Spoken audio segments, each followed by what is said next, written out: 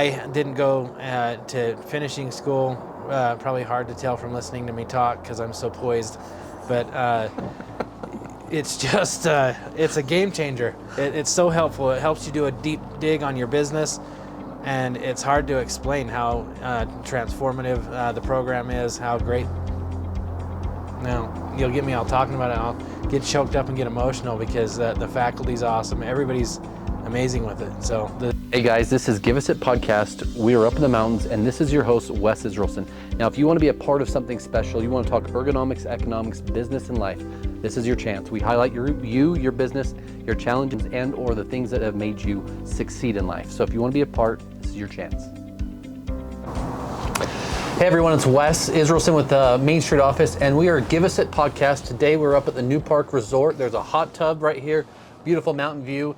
And I'm here with I'm going to call you a friend, but someone I know, got to meet from a BNI connection. He owns a pretty big business in my mind. It's bigger, quite a bit bigger than our business. And he's been through a lot of different things, such as the Goldman Sachs. So we're going to kind of dive through that. But really, what's your name and what's the company name? Barney Boynton, and our company is Go Pave Utah. Go Pave Utah. What do you guys do? Everything asphalt, concrete, and excavation related within a parking lot. Our niche is retail and commercial parking lots. Our highest best customer is going to be property management teams, things like that. And a lot of people ask, what's the podcast about? Really, it's about the way businesses function, the way ergonomics work, and the way people work. Because without the business, without your employees, and without the way things work, such as Goldman Sachs teaching you how to really strategically grow your business, it's a hard thing to do without understanding certain things, right? Absolutely, yeah. Visiting about it helps kill a lot of learning curve. I love getting together and visiting with other business owners and collaborating and coming up with ideas, because no matter where you're at in business, it's always good to just share ideas, because none of us knows the perfect way. There's 1,000 ways to do something, and there's a lot of guys that have already cut this path. So if you can share ideas, it helps you get further faster. And the reason we met is because of, like I said, a guy in BNI connected us. Now, what transpired was potentially worked with another company, got a bid for a company, or got a layout, but realistically we connected. And because you were just buying what did you just buy? We just bought a building. Yeah. And I mean, a building's a big purchase for a business today. So what things did you learn in going through that process? Like when we were talking earlier, it was something to do with your financial advisor telling you maybe we should, maybe we shouldn't, we should invest in equipment versus property.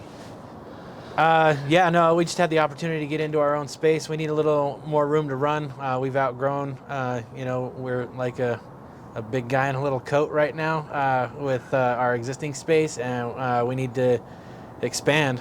We're scaling in a healthy way, and so just more room.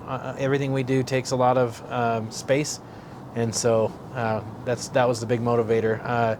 We found the right property at the right price that made sense to jump past the rent spot and instead put some dollars towards the property. It should house us for, it's not our highest, or it's not our dream place, but it should hold us for probably a 3 to 5 year window, and then we'll probably have to scale out to something bigger. That's cool. How many years have you been in the paving world? We've been serious since 2016. Yeah. In 2016, what was your gross revenue? Probably 2, maybe 1.5. I can't remember. I've got it all down. I know we doubled since 2016 every year except for this last year. We did a lesser, but I think it's because we're at a different threshold of, you can exponentially grow for so long till you hit certain spots and it slows you down a little bit. But we have some big targets for the next 5 years and a path to it. And with that said, I mean, starting a business is hard. So did you buy the business? Did you start it? How did that, tell me more. What is that? Go Pave Utah. You started it. Yeah, we started it. Our parent company, I started in '96, and we've just been scaling and growing since then. But it was just me, more of a one-man band kind of a thing. And then we got into doing so many different paths to what we've done, but we got into doing a lot of pressure washing stuff back in the day, and then we chased some opportunity around the country on that kind of tempered us for more, and to learn how to grow and run a team better, more effectively. And then we came back home after that whirlwind, and since 2016 been focused on the asphalt. We were doing asphalt since 2004, but it was more just me being solo. And so from '04 to about 2011, I did the asphalt section as well, and I continued on the whole way, but it was just me. And then in 2016 is when we started to build. And I, being in the furniture world for 20 plus years, a guy that was, Rob Thompson was his name. He used to work for Staker Parsons on the actual paving machine in the back. And he says it was hotter than hell on the back of that machine. It seems like with getting fresh asphalt and actually putting it all down, and then the rollers that come behind there. I mean, that's a big process, right? The way asphalt goes down. Yeah. Yeah, no, it is. It's pretty cool. It's fun. I mean, it's cool to see something, it's like the satisfaction maybe a normal human gets with painting a room. When you paint something, it's kind of cool to see the before and after, and that quick gratification of an easy thing like that. Paving's kind of similar for me. I enjoy seeing the before and after, and what we take something from and finish it off to is really cool and satisfying. It's just a cool realm. But yeah, I mean, and it's hot, but it's not bad. It's easy, so no biggie. On that note, kind of on the passion side there. So it sounds like you not only have passion for it, but like you said, in some ways, furniture for us, we get to take a customer's dream and create the space, and then go through all the questions that they may have, find out what their real need is, and then help them design it. Then it's like the best part of furniture is the design, and then really the site of install for us. But you're saying it's almost that paving side. So passion-wise, what is it that drove you to continue to build this? It's enjoyable. It's fun. I enjoy the team that we're building. I enjoy the future we're creating. I can see almost like different levels on a video game. As we get to different steps, we're unlocking new levels and we have more opportunity, and it's cool to see that build out and to think about the future we can create. Yeah. When we talked, when I first met you, you said something about the 10,000 Small Businesses Goldman Sachs program. Yeah. Tell me what that was like. Tell someone out there today who's a small business owner, should they do it, should they not do it? What does that look like? If you're in paving, you shouldn't do it. Any other business, it's probably a really good game changer and you'll do well. So, no, all kidding aside, it's a phenomenal program, really in depth. I didn't go to finishing school, probably hard to tell from listening to me talk because I'm so poised, but it's just, it's a game changer. It's so helpful. It helps you do a deep dig on your business. And it's hard to explain how transformative the program is, how great. Now, you'll get me all talking about it. I'll get choked up and get emotional because the faculty's awesome. Everybody's amazing with it. So the class is cool. You get to really bond with people, but it's awesome. And I've done other classes since, like business assistance, business accelerator type classes, and it's night and day. It's a whole nother level. So yeah, if you can get into the Goldman Sachs program, it's an application process. You have to jump through their hurdles, but it's worth 10. I don't even know. Probably even more than that. It's probably worth $30,000. I think is what they value it at, and what the class would be if you had to pay for it. But it's free, and it's absolutely a game changer. Me, Alex is right here. None of you guys get to see her, but most of the time you don't realize that she does so much for us. Outside of that, you said something that intrigues me, and I'm going to ask. So I want you to go back to the emotion side of what you said.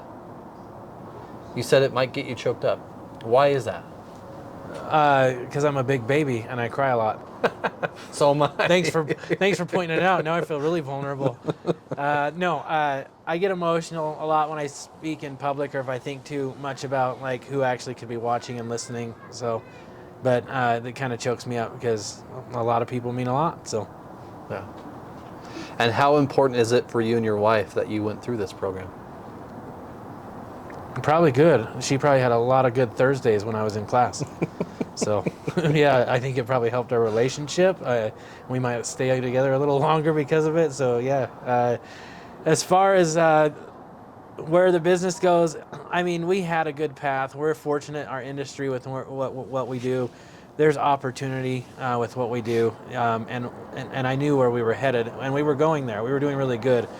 This just gave me what's next, and that's what it got for me. Because other people that go into it, it's a different thing. It can be whatever you're needing, because there's people at beginning stages of business where they're trying to make some of their first moves and get some big new contracts first thing, and it's absolutely transformative for that, because it helps them structure and build out a marketing plan, a path where they want to go, dial in cost, and people, and making sure you got the right butt in the right seat, and to make the tough decisions to get the people out that are the wrong people, they walk you through a lot of all of that, and you soundboard between all those ideas with your classmates and the faculty, and it's just awesome. It really helps you zero in and spend some hard time focusing on where you're going and what it all means in the big picture.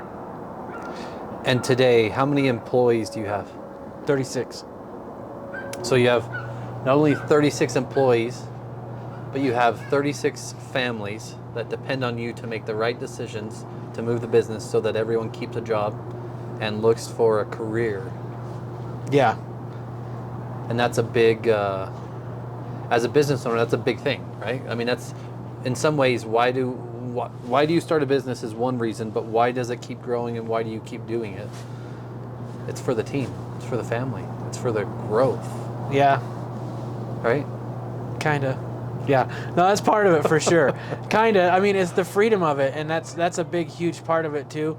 And it is a lot of weight. I don't slow down and think about that, because, like I said, I keep my eye on the prize, which is just that bigger push to grow a machine that's bigger than any one of us. That's just almost comes into a self-sustained point. I don't have a private equity dream of sellout. I have this dream of creating something bigger than us. So. And when we talked earlier today, when we kind of introduced ourselves with the four people that are here, you said 50 and 5, or 5 and 50. What does that mean? 5-year march to 50. We have a roadmap to being at $50 million gross sales within 5 years, but now it's 4, because that was last year. That was last April. And so we're on our way, and we're going to make it.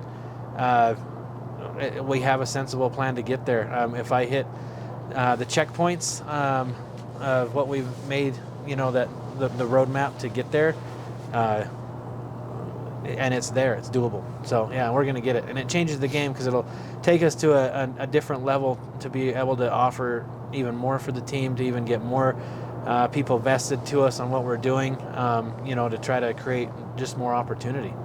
And that's what we're all about, is seriously growth. Because if you're not growing, you're dying. Back to a question.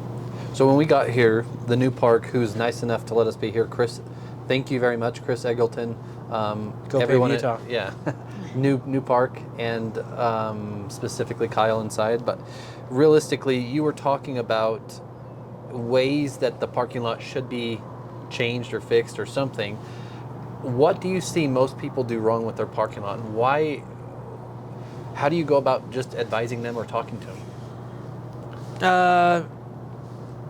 Yeah, there's so many different realms. It's your parking lot needs attention. It needs maintenance.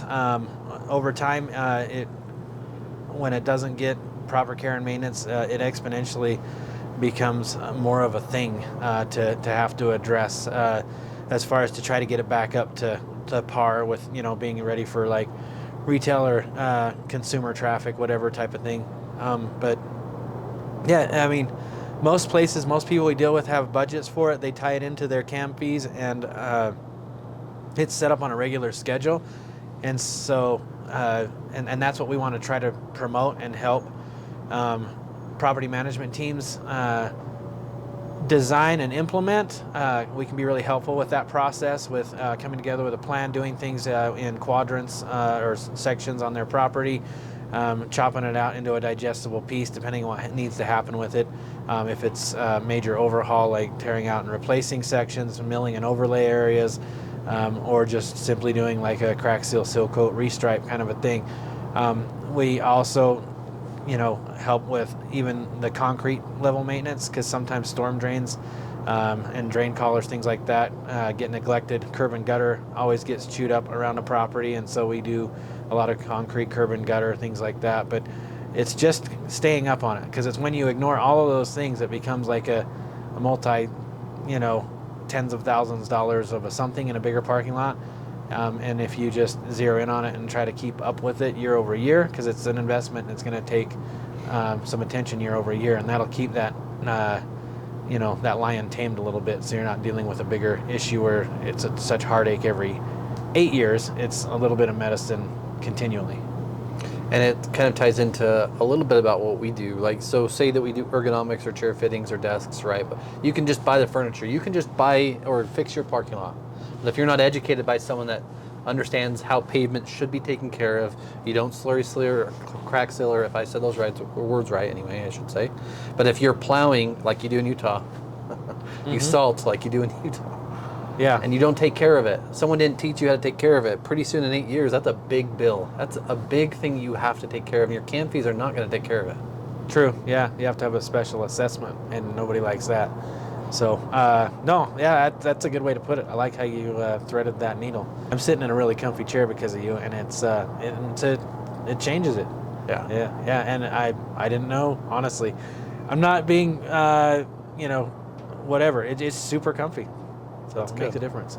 And we get people that say something like, tisk, tisk, chair fittings in snow or whatever. Yeah. Great. But realistically, it matters how you sit. It matters how you take care of your parking lot. It matters even then, it matters how you freaking take care of your business. Yeah, it does. And if you don't know what you don't know, how the heck can you grow? How can you develop? And how can your team get better? Yep. If you're not, like you said, if you're not growing, you're dying. Yep.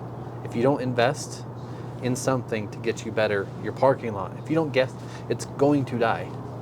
Yep. Your grass will die if you don't put water on it. Or in Arizona, you don't have grass, you have gravel. Yeah. Or xeriscape, whatever you want to call it. Yeah. But what's a business issue you faced that taught you a lesson that you won't do it again? Honestly, nothing that I've done, even the painful points, because we've had a couple, I would rather relive them because they taught me a lot. And so I don't regret anything with that. It was probably only on, as we've scaled, to get better with our safety programs, so I could be better there. That would be the only thing I would do different with a lesson.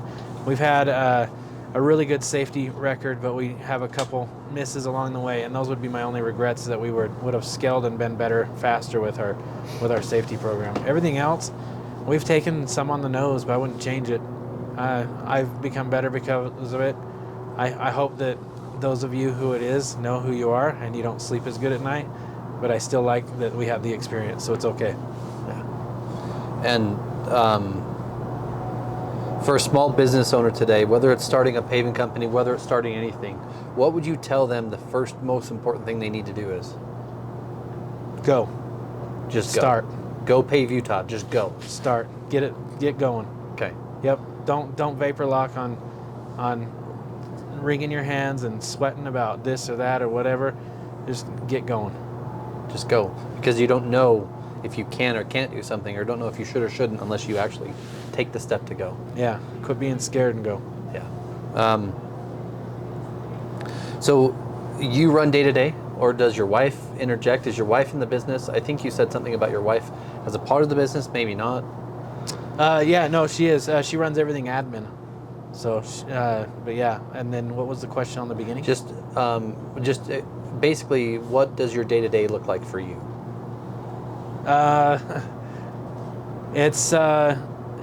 It can be all over the board. It depends on just what's happening, but generally day to day, I'm in the office by usually around 7:45, and then I just start going through everything. I mean, I have dedicated time frames for different things, but that all usually goes out the window depending on the day real quick, because the way I've structured my business is I set at the center of one of the main areas. not in the way, but just so I can communicate and create interaction between the team. So for a positive reason, not for a control reason, more just to have touch points with everybody. And so I kind of filter through some stuff. That'll probably change as we go into the new building. So I'm going to take myself out of the middle, and but I'll still try to have that happen. I'd imagine I'll go sit in the common area a lot and just kind of do the same thing. And I go through and I deal with a lot of our marketing stuff, a lot of our planning on equipment, what's next type of things. And so I work on a lot of that kind of stuff, and then help guys filter through some of the challenges as we go. Everything from admin type stuff to operations to sales. So it's all over. And we're looking at a new building, and you even helped us understand a little bit about the parking lot, right? Now, there's ways to, this is what you have to do, these are things that we recommend, and this is what it really should be. So it's nice that you give not only what you're saying to the employees or the staff, but you actually give your clients the understanding of the education. Like, what should you do? What shouldn't you do? What has to be done today? So how important is a routine as a business owner?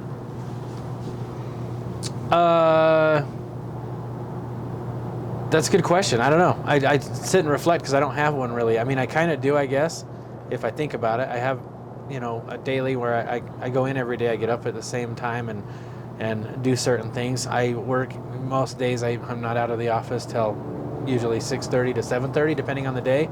But it's not from a stressful level. I love what I do, and it's just usually my most productive time is between 7:45 and 9 before everybody gets there, and then the most productive time on the end of the day is usually about 4:30 to 7 or whatever. That's just the window when I get the most stuff I wanted to think about kind of done. That's usually when I go and get back through my emails I should be getting to, because otherwise just fielding through the day, there's a lot of other things that happen. But it's cool. I like it. I like not having repetition. I like a little bit of chaos. I think it makes it fun. I like something new when it comes up. I enjoy challenges.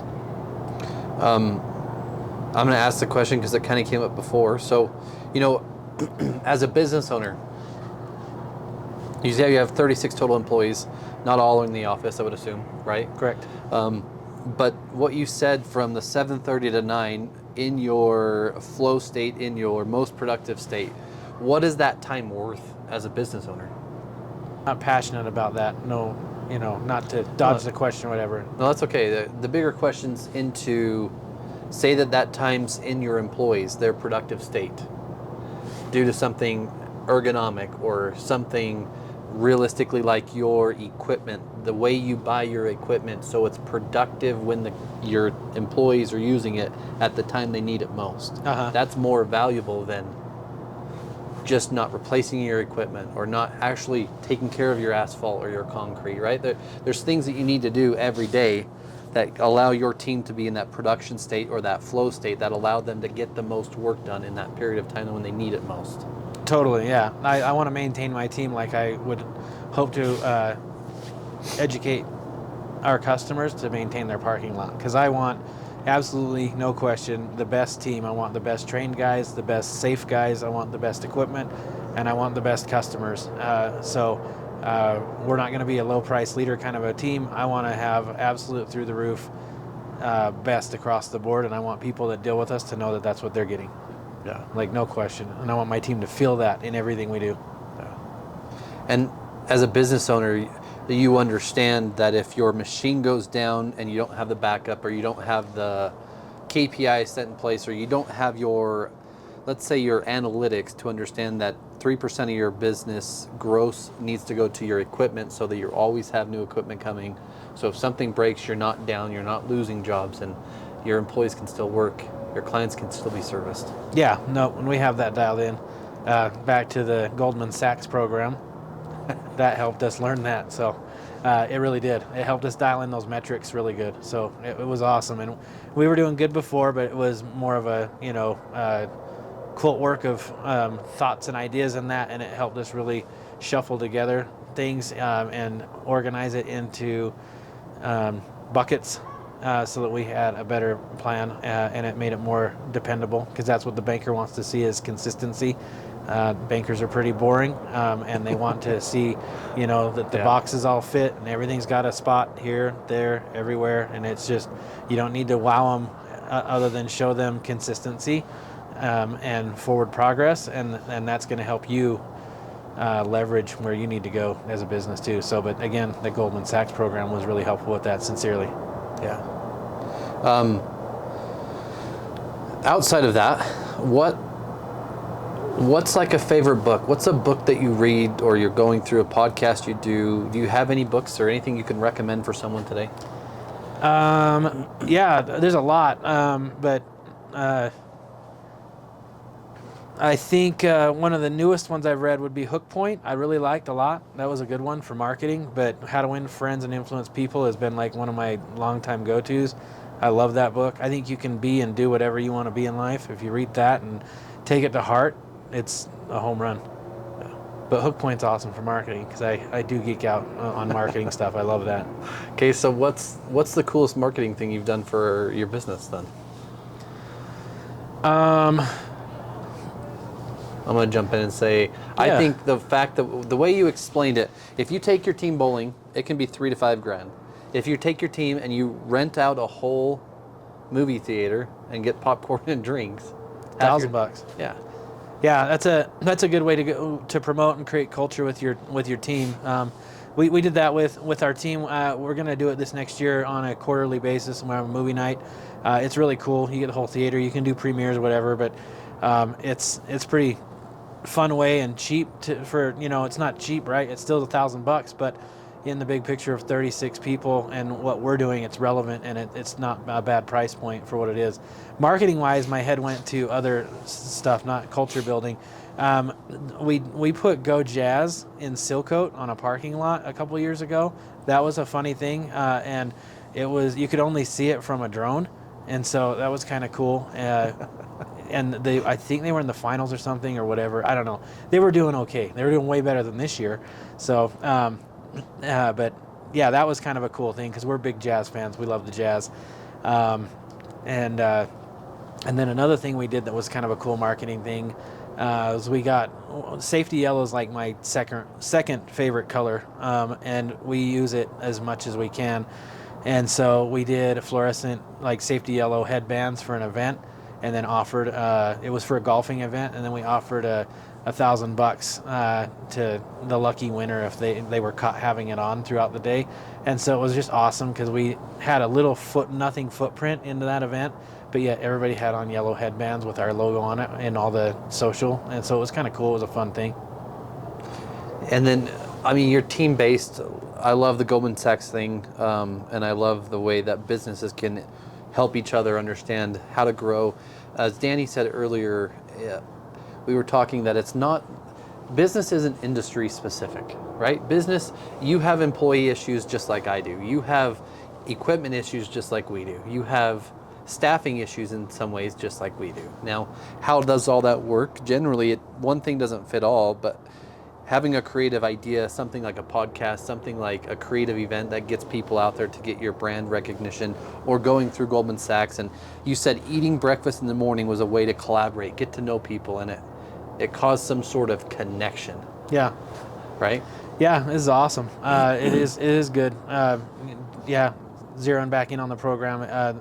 They have it structured really well. So yeah, I can't say enough about that program. They are awesome. So, and I'm not necessarily trying to highlight Goldman Sachs, although if someone wants to be highlighted, great, let's do it. But realistically, the way business works for us is we create connection. Furniture in an office creates connection where employees work. And if that's not done correctly and it's done just off of bottom line, just like the parking lot, if they only can pay for what they can pay for, that's one thing. But if they just want to do bare minimum, not take care of the parking lot, or not outfit the space the right way, teach people how to use the right equipment or the right process to take care of the parking lot. Yeah. Doesn't work. Yeah. Doesn't work. So, what's the coolest thing about asphalt? I don't know the great answer. My instant reflux was cash flow. So I I smell asphalt in the morning and it makes me happy. So, because it's just a cool business. I enjoy what we do. And so, yeah, I think that would, if I was to put some actual heartfelt thought into it, I think the coolest thing of asphalt is the opportunity it provides our team, sincerely. So that would be it. And there's something, I'm going to go elaborate into this, and then I'd love your insight. There's something magical when you take a plot of dirt and then you do curbing and then you bring in asphalt, or you take a parking lot, strip it, and then repave it, right? It's almost like a night and day, black and white, beautiful transition to that beautiful mountain right there that is hard to visualize unless you see it from start to finish.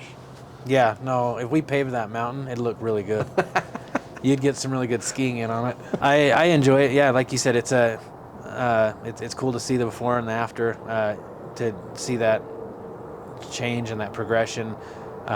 Sometimes you're creating a whole new landscape with what you're dealing with, even in our realm where we're more on the maintenance side of things and the new construction. Even still, we get in and redo drainage and slopes and change things to try to make it better. And it's awesome to see the before and the after, and it's cool what we create and what our teams create, because we work with a lot of vendors, a lot of partners too that are phenomenal. And it all comes together like magic. It's like baking a cake, and it looks awesome when you're done.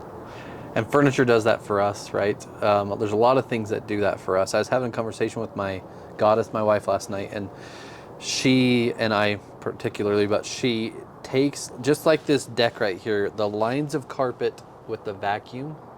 Yeah. Perfect. Yeah. Are your lines on your lawn as perfect as the lines on your asphalt? No. No, I'm not that guy. So, yeah, it looks good. It doesn't look like a yard sale at my house, but mine's definitely got an easy flow to it. So I am a garden geek, though. I do love gardening, so that's like my passion. What's the favorite thing about the garden? Like, what to plant, what time to plant? Like, what is it? A certain thing that you like to grow? All of it. I like the experiment of it. It's cool, the adventure of the garden, to tweak it year over year, see what's different, and to change it up, and it just takes little pieces. It's kind of solace for me at the end of the work day. I honestly, I'll spend most nights from like 8 o'clock until 11 o'clock in the garden at night, just bumbling around. My daughters will come hang out with me, and my wife will come out and visit with me and whatever, and different things. So it's not like I'm hiding out. It's fun. It's just relaxing, and I enjoy it. But for sure, my best, highest, awesomest plant is tomatoes. I've got my tomatoes on point, and I usually have somewhere around 24 tomato plants I'll put in, and we actually do a lot of donation to the neighborhood, so all the neighbors around us and stuff, and the teams at work will take all the overstock in, and it's lots. We'll have a lot. So, I mean, all the plants and veggies you can think of, and we just do it we're on a normal, like, 0.22 acres in West Jordan, so I just have some raised boxes in that, and I just get a lot of good production out of it, and I enjoy that too, to see what my production is year over year and how much. So it's fun. Me and my daughters, we put it in wheelbarrows and we go wheel it around to people. Smith's donates a lot of grocery bags to us, and so we take those around to let people take the vegetables out of the wheelbarrow. That's cool. Yeah. Something that's intriguing now to me, so I'm going to ask, is you said daughters, multiple? Yeah, 3 daughters. 3 daughters. Yeah. No sons? No. And I love it that way, because I always tell people too, and it's for sure the truth, is it's pretty easy to be a man when you're surrounded by 3 daughters. So I can shoot a BB gun and kill a soda can, and they think I'm awesome. So it's pretty cool.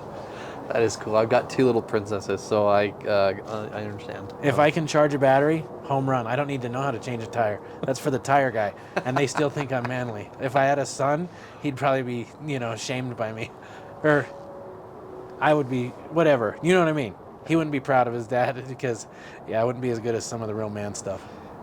And not that it's not important to not be a business owner, or not be a manager, or not just be an employee, but how much insight and value do you believe your daughters are learning from you being a business owner or your wife being a business owner? I think they get inspired by some of it. I think it reflects into some of what they do. So I think it's really helpful. Some of the lessons, I think the work ethic, because you just go, and I think they've seen and learned that too. So I think there's a lot of good that comes out of it. How many people have told you being a business owner is easy? I don't think anybody, but I would tell you it is, only because I think it's easy, because I look at the alternative and I couldn't imagine doing it any other way, and it would just kill me. It would like suffocate my soul to have to do something different.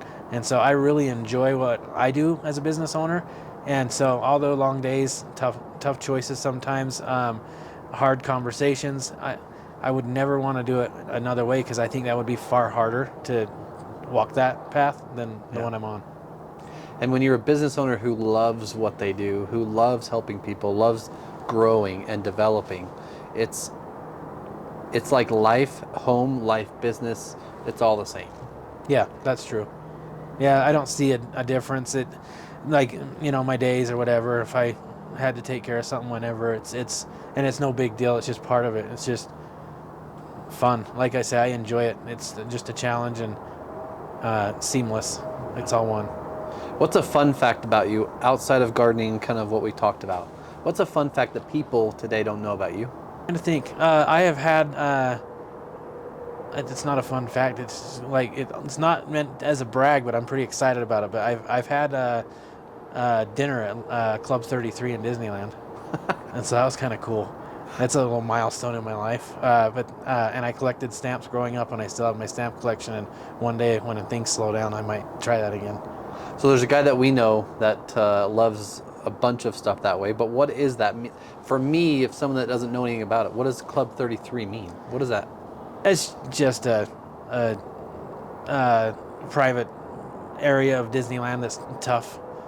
Really, I've never found another way to get into it than the one time I did, and so it's just kind of cool, because it's just not easy to get to that spot. And I did it through just visiting with a guy in line, and it just kind of played out, and we became friends for a short window, and he got us in there, and it was awesome. So it was kind of cool. That's cool. And as far as Go Pave Utah or Renaissance Services, there's multiple names, but Go Pave Utah is what you guys go by, correct? Yeah, no. So we have 4 business structures that we operate. So Go Pave is our highest best. That's the one that does a large part of our revenue. Renaissance Services is our general contract arm, and we get into a lot of infrastructure and local infrastructure type of projects. Go Pave Utah is an LLC under that, and that's everything asphalt, concrete, excavation related. We have another business called Complete Facility, and we do industrial warehouse space, not renovation, more like general maintenance stuff or whatever, and like support staff for maintenance type of things. And then our last business is Utah Pipe Pro, and we do everything underground plumbing. So we focus on doing water mains, sleeving pipes, things like that. So just dirt work on plumbing, so that kind of thing. My dad worked at Salt Lake City Water, and I've done a lot of mains for home, a lot of stuff that way, so that's kind of funny in a way. But, one conversation we had last week was you were at a job site for one of your clients, whether it was one of these things that you guys are servicing, and you said, hey, I saw one of your trucks was here, or I saw that you guys are doing this work for this customer. It's crazy when you get to meet someone and then you start talking about something and then you see them, and then also we talked about furniture, we're working on something for your space, but realistically you went above and beyond and you told that customer that we're a great company, we're a great team, and it's cool to see us be a part of their growth, that you're already working with that customer too. I don't remember the customer's name now. Where was it at? I'm trying to remember. PCA. Oh, yeah. Yeah. No, that's cool. I think it's awesome that you guys are in their space. Yeah, and it was cool to have that conversation. Sorry, I was envisioning that we were out on site somewhere. So yeah. No, that is awesome. It's cool. And it's cool because just to be able to have a conversation, with our customer and just give validation to you guys that, we're aware of your team and know who you are. It was kind of cool. Not that it matters much that we say, because you guys have a product that sells itself, and, already have good work within their business. So, but it was cool to tie it in. It is neat to see those connections happen. Yeah. And if Go Pave is looking for anything today, what type of customer are you guys looking for? What would be things that they would need to know? I first would like to address Kyle. Thanks again for the card. Where we're shooting today, Kyle had some parking lot stuff that, as I parked, I noticed it needed some attention. It needs to get back on the radar for being able to be taken care of. And it's a good example because it's like anything commercial and retail, property management teams are who we can help the most, and business property owners, I guess. Also, trade connections too would be good. So any plumber, electrician, anybody making a hole in a road somewhere, we love you. We want to be partners with you and work with you. We can plate that thing, mill it, T-cut, patch it back quicker than you can say my phone number. And I'd love to have the chance to show you what we can do. That's our thing also, is customer service, like sincerely, like 24/7, go. We want your pain in the butt, hardest, no one else will do it kind of stuff. And then at the same time, on the comm side of things, property management teams. And if someone listening today has one of these problems, how do they get a hold of your company, or who should they talk to? They can call 801-244-1363 is our office line. That's 801-244-1363. Or also check out our site. We're on LinkedIn, and have a lot of reference points there that you could look at, like past work, different things like that. But yeah, you could GoPaveUtah.com is a spot where you could go look and connect to anything that you want that ties to us. I'm sure that we have other social things out there, but I don't deal with that. That's as we scaled, I jumped past that point and I gave it to somebody else to deal with, so I don't even know the answer on that. But that's good. Most of our stuff doesn't come from social anyway. Actually, none of it does, so I'm not too worried about that. Most of it's usually through relationships and, honestly shaking a hand and meeting somebody new and building that rapport, because that's the kind of people we want to be working with. We're not a number-based team. We're an experience-based team, so we're going to deliver on something far more than a number, and our sales team does that through creating those connections. And not that there's not great paving companies in Utah, because I'm not going to say that blatantly, but customer service to you is what you guys focus on. What makes your customer service better other than 24 service? Sounds like you guys' knowledge is there. Sounds like your guys' experience and your equipment, all of that. Yeah, we're surrounded by phenomenal teams. That's like another cool thing about our space is we're good, but it's not because we're in a group of people that are bad. It's just there's just a lot of opportunity with our realm, and but yeah, there's other teams around us that do it many other ways. They have different methods how they compartmentalize their customer experience from the start to the finish, and we do ours our way. And I really do think it builds a good bond, and it's a good method. It's just a different flavor, but there's not in the asphalt realm, from my viewpoint, from what I see, we're surrounded by phenomenal teams, which is awesome because it helps make us better. So, and maybe one day one of them will call me and we can go visit. I'm not talking directly to Eccles Paving, but maybe that'll get back. But yeah, Ryan, give me a holler. Let's go visit. So we can go check out and see if we can do more. And that's another way I love to operate too, is I love to build bridges. We're not a bad team. We're trying to do good things. Very respectful of boundaries and other people's customers and stuff. And so we actually gain a lot of ground because of the teamwork we do with other pave teams. So, but it's a good group. So, do you feel that way about your office space industry? Yeah, I think that as we were talking earlier, just before you got here, there's like this shift, a generational shift of people who are, let's say, baby boomers or certain ages that are almost to the point where they're out or getting out or will be out, and then the next generation's coming in. So there's a development stage of the new leadership of the new younger generation, learning how to run the business, learning how to develop the business.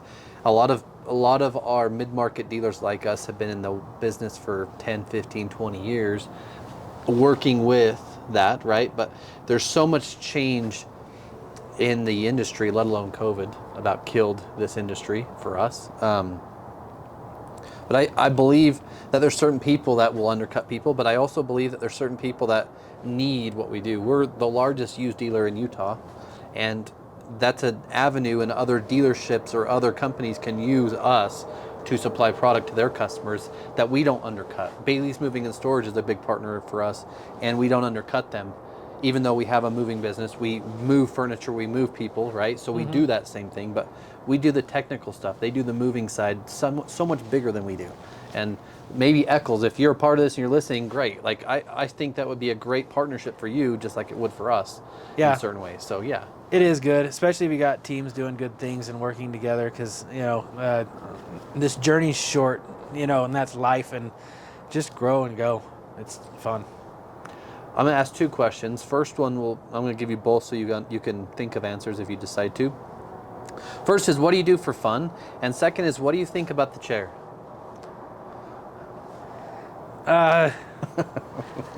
Today it's sitting in this chair because I'm enjoying it. It's a good chair. So check the fun box for today. So, but yeah, for fun, we do a lot of things. I guess kind of travel and new. I like new things, whether it's travel or not, or something local. So, but that would be my thing, is just like adventure. I like new and the unexpected and something, whether that be food, travel, meeting somebody, doing something like a podcast. And as you said earlier, what's the most important someone can start doing today as a small business owner? You said what? Go. And guess where we're at? You're on a freaking podcast. Is this your first one? First. Yeah, see? Yeah. This is season 3 or season 2, whichever the season is, and we're going. Yeah, just go. Sorry, yeah, and then you asked something else. Oh, the chair. I already said it. Yeah, it's comfy. It really is. As you dialed in my lumbar support, I could feel it, and I get what you're saying. I have, honestly, as we scale and gone, I've had many DI chairs. Then I've had the $100 Sam's Club chair, and then I got crazy and went for the $250 Sam's Club chair. And I've had a monitor on the side of where I write, and after about 3 months, I was like, oh my God, why is my neck hurt so bad? And so I put my monitor in front of me, and then it was down, and then I put it up. And so all that ergonomic stuff is true. And so the more I learn, the better I start to feel with my body. So it really does make a difference. And I want to just tie on to that. Not that I'm trying to promote us, which, again, we can do whatever the hell we want because it's our podcast, but... Yeah, exactly. Go Pave Utah. Yes. Realistically, what you said is right. You are a paving expert. You understand it. We are a furniture expert or ergonomics expert, and we also understand that people don't sit right. We asked earlier, when people are stuck in that flow and they're working like this, and after a while, they're in that hour and a half time, and they're like, oh man, my neck, my back. If you could keep your employees in that state longer, and they could produce more and even get off earlier because they've done all their work and even more than, that's worth it to them. It's worth it to you. It's worth it to us. Right? For sure. Totally is. Yeah. And sorry, I didn't mean to cut you off. You're good. Nobody sits right. So our podcast isn't about sitting. It's not about furniture. It's about getting business to understand what it is that makes your business work better. Yep. It's why we have interviews. It's why we have great people. It's why someone that I've never understood or never been through Goldman Sachs, I want to go through it because of what he said. Yeah. It helps businesses grow. Yep, I agree. It's good to connect, good to grow, good to get outside of your comfort zone. One of my favorite things, a quote that somebody told me once, it's my best friend's dad said, if you want to get ahead in life, sometimes you gotta get a little uncomfortable. So, and that's not talking about your chair though. It just means your comfort zone with just making forward progress and get going. He's paid to say that, by the way. Yeah. No, outside of that, I just want to say sincerely thank you. Thanks for being a part of this. Thanks for spending a day up here in the cold weather, even though it looks like you're dressed for cold weather, you said. But yeah, anybody that knows me knows that I love my cargo shorts. What is it? Church, court, and some of our warehouse work are the only things that get me in pants. So is that it? Church, court, and no, railroad. That's what it is. Church, court, and railroad. That's the only time I put pants on. And last night was an exception. I had to go to the Capitol for a thing, and I had to put pants on. It was like a black tie dinner, so I went all out and did a polo and some black pants, some black Levi's. So, but it worked. But yeah. I saw a post about the Capitol last night. Not that it was about you guys, but they showed the smog inversion in Utah, and then the weather came through, almost just wind, and then it was clear. You could see the Capitol. It was camouflaged before, but our air is awful. Not that that matters. Yeah, that was a crazy inversion lately, but yeah. No, thank you for the opportunity. Sincerely, I think it's cool. I love stuff like this, so if you do more, I'd love to be part of it. So hopefully we said something that means something to somebody, besides hearing ourselves talk, but it was fun in the meantime anyway, even if no one ever watches it. So I do appreciate it. Yeah. And this is Wes. And if you've never been up to the New Park Hotel or up in Park City, you have a hot tub right here on the deck. You have mountain views. You got to get a hot tub room because they do have some interior rooms, but it's a place to take your wife. It's a place for even you to send some employees who do a great job. So this is a great place for you to get outside, see the beautiful mountains, be able to shop around and have some lunches or dinners or whatever. But again, this is Wes, Main Street office, and Give Us a Podcast with Go Pave Utah. Thanks. Can we do it in the hot tub next time?